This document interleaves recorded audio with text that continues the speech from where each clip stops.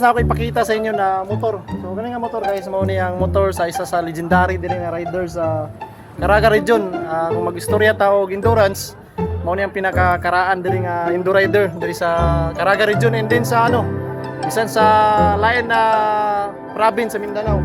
So mao ni ang motor ni Tatay TD. Makita na ko ha. So mao ni ang iyang legendary na Suzuki Wordsman. Makita nyo guys, dagang sa sticker. So nasa 30 plus na ka endurance ang gapila na nga motor. So ang driver ni guys, akong ipakakuan sa inyo is nasa 60 plus na ang edad. Ang rider ni ang motor si Tatay TD. So noon na siya diri sa Butuan. Dili Caraga region in outside Caraga region. Kado rin nga motor. Okay, pakita sa inyo ang motor niya. Ayo. So mo ni ang motor guys oh. Legendary Indo rider diri sa Butuan and sa Caraga region, sa Caraga Loopers.